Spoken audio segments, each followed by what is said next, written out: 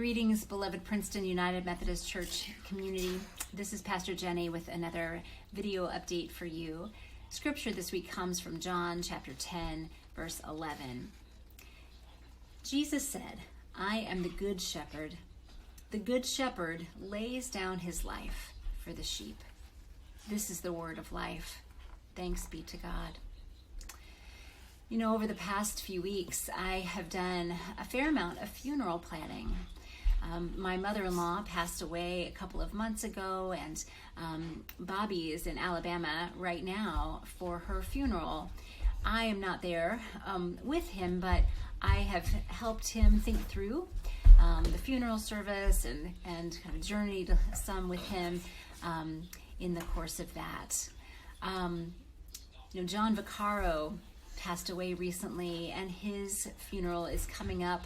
You'll all be invited to it through Zoom on June 6th. So I've been talking with his family about those arrangements, and Albert Tempo passed away unexpectedly last week, and so I've been talking with Amelia and her daughters about funerals as well. And a dear friend of mine, like a brother to me, has been in a very long hospice journey toward the end of his life, and he had asked me to do his funeral, and so we have been talking about that as well. And so, as I read this passage and as I think about the amount of funeral planning that I've done, this shepherd image, this God as shepherd, Jesus as the good shepherd, is a common theme in that. So often in funerals, we read Psalm 23. This is such a beautiful, comforting passage to us. And this passage from John as well, which this image of Jesus as the good shepherd, and our chapel is filled with images of that, of Jesus as the good shepherd. It's such a comforting thing. Later on in the passage that will be read on Sunday from John 10, it says that the sheep know me and I know my sheep. This way of this intimacy that comes from a good shepherd knowing very well all of the sheep in that shepherd's flock, and the sheep knowing that shepherd's voice and trusting their lives into that shepherd's hands. So I wonder for you, what is comforting to you? How is this passage from John 10 or Psalm 23, how does it bring comfort to you in these challenging times, whether it's death or whether it's just a dark valley that we are walking through that is hard in other ways? There's much about living that is very hard and very challenging, and we can be very much in need of a shepherd. So I invite you just to sit with that image some this week, to envision Jesus as your good shepherd, you recognizing Jesus's voice, Jesus recognizing you, knowing you, laying down his life for you. What does that stir up in you? What does that evoke in you? What comfort or hope or something else does that bring up for you as well? I commend these thoughts and this meditation to you over these next days. On Sunday, I'm very excited to welcome the Reverend Dr. Deborah Blanks to our pulpit. Deborah is the pastor at Mount Pisgah AME Church, African Methodist Episcopal Church, here in Princeton. It's on Witherspoon Street. Previously, she's been a Navy chaplain, and she also served for several years at the university, at Princeton University, as one of the associate deans of the chapel. So she's well familiar with this area and has a long time been a church pastor. And I wanted to share a little bit about how this came about and why she's coming to be with us. So one of the things is that we've been looking in some different ways at how to create some partnerships in our community, and particularly helping us to connect with Black churches to be in community with people, to broaden our scope and our friendships, to be in partnership with other faith communities, but especially to look at how we can continue to deepen our diversity, to deepen our commitment to anti-racism, and to work for a more just and good, beloved community, not just within our church, but beyond it as well. And so one of our church members, Dana, he, a couple of years ago, brought to us an idea of having a Juneteenth event. If you're not familiar with Juneteenth, this is I grew up knowing about it as Texas Liberation Day. So it was the day that the news of the Emancipation Proclamation finally reached Texas. It's June 19th, and it is a day that's celebrated in Black communities across our country. And part of the hope in this was that we, as our church, could join together with other people in our community, particularly more Black communities, to share fellowship, to eat a meal together, to just get to know one another and find some friendship, some fellowship, and some solidarity in those moments. So for a number of reasons, we are just now finding our way to this. So Juneteenth this year, we are having a picnic with Mount Pisgah AME Church at Community Park South here in town. And lots of work is being done to help bring about this celebration. But this is the first time we're really kind of venturing out to make a solid connection with that church that is a primarily Black congregation. Now, we have done something with them before. A year and a half ago, we were one of the community hosts for an event called Artists Against Racism. And we had a breakfast together with some of the Mount Pisgah leaders, and we had a few of our leaders come together on a Sunday morning, and we had a lovely time talking and getting to know each other and exploring even a little bit then whether we might find some ways to join together in some common things going forward. And so Juneteenth is our first real event that's coming out of some of these conversations and some of these explorations, but we hope that there will be more coming from that too.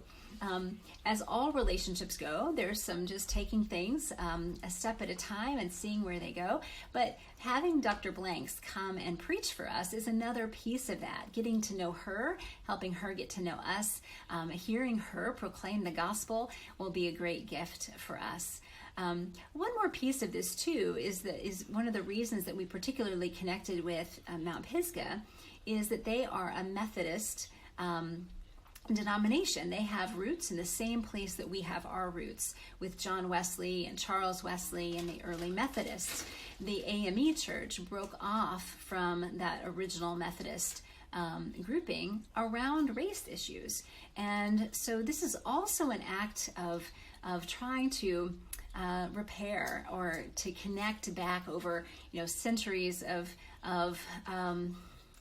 things that have, it's a division that will continue on. We're not trying to form a new denomination, but it's about rejoicing in our common roots, looking at the reasons we are separated in the first place, and rejoining, and trying to find ways to celebrate our commonalities and our differences, and see where we can learn from each other and grow together in our local community here. So I know that you'll be blessed by Dr. Blanks, and it'll be a great joy to have her. So I'll be there with her. I'll host the service and be present, and then she will take the pulpit when it is time. A couple other things that I want to share with you. So we have formed a reopening team to really explore the very many complicated details about how we move back into our space and move back together into in-person things. There are a lot of things that have to be looked at and understood and explored and decided upon.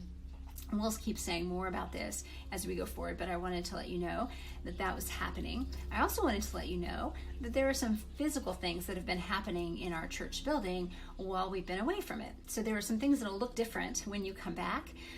Some of it you will notice right away, some of it you won't at all. Like our carpet has been replaced in the sanctuary, which is a great good thing, because there are places where it was just dangerous. But you may or may not notice it's the same color, but it will be a different, it will be safer in those places where it was needed to be repaired. The downstairs bathrooms off of the fellowship hall have been updated a little bit, and they look great, and that'll be a great gift, especially for the people who will eventually someday come back through CCK. CCK is still happening, but they're not physically inside the building right now.